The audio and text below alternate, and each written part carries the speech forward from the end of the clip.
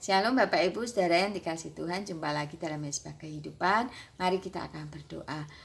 Tuhan Yesus, terima kasih kembali kami boleh bersama-sama merenungkan firman-Mu. Roh Kudus menolong setiap kami sehingga kami makin mengerti kebenaran firman-Mu.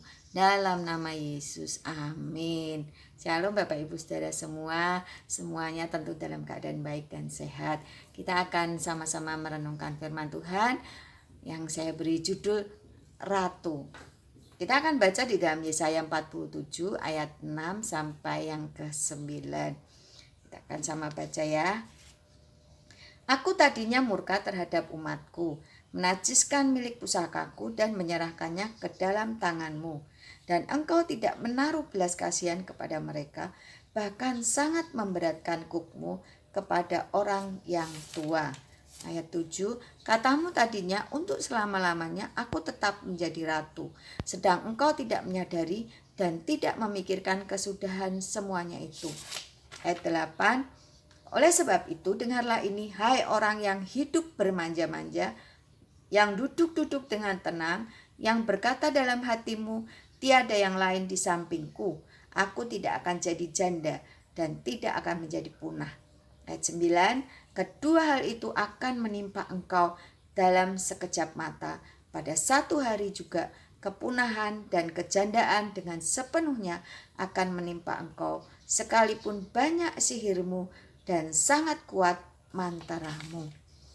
Bapak Ibu Saudara yang dikasihi Tuhan, di dalam perikop Yesaya 47 ini berjudul keruntuhan Babel.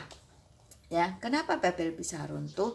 Di ayat yang saya ambil ayat 6 sampai 9 ini kita melihat jelas-jelas sekali bahwa ceritanya bangsa Israel ini diserahkan kepada kerajaan Babel.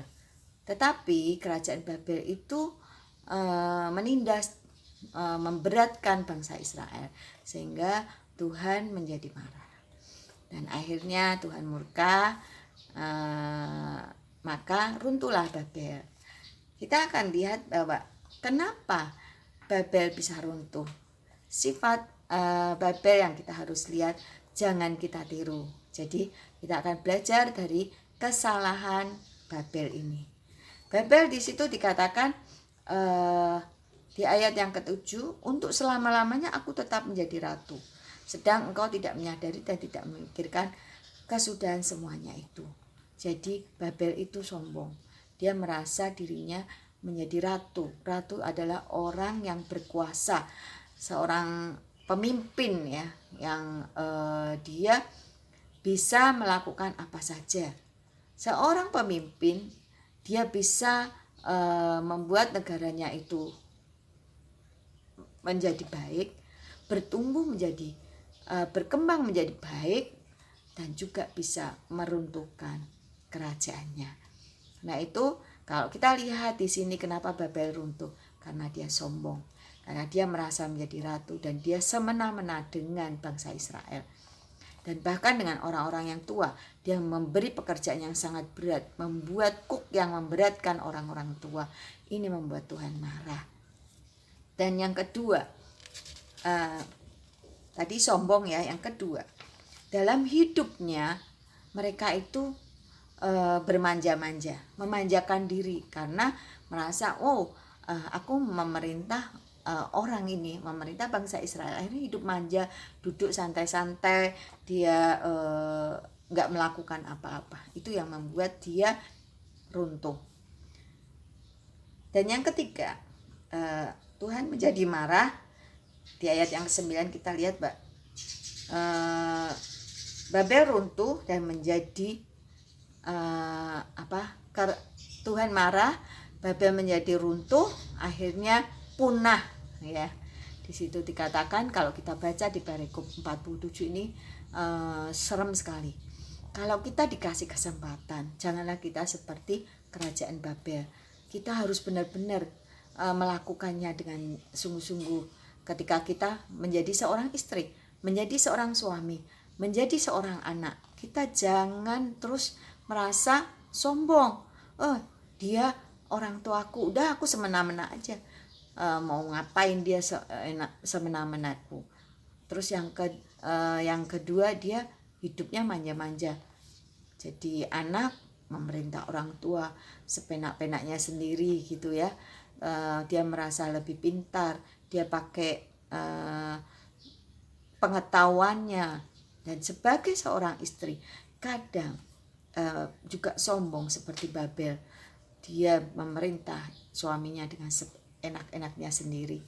Dan mungkin kebalikannya, seorang suami bisa menindas seorang istri.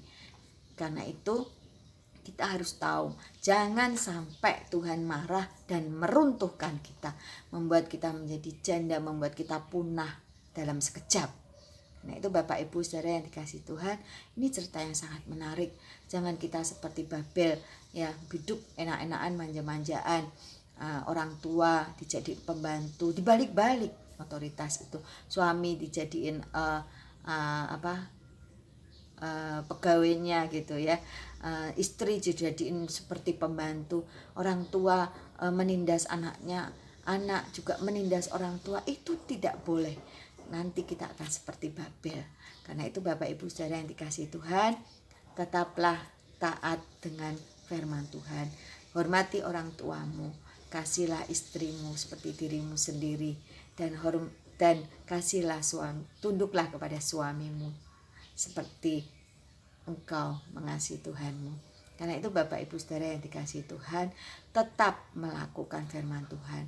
Ketika kita diberi kepercayaan, diberi kesempatan, percayalah, kalau kita taat, maka kita akan menerima janji-janji Tuhan. Milik pusaka Tuhan itu menjadi hidup kita, berkat buat kita. Tuhan Yesus memberkati. Mari kita akan berdoa. Tuhan, terima kasih buat firman-Mu.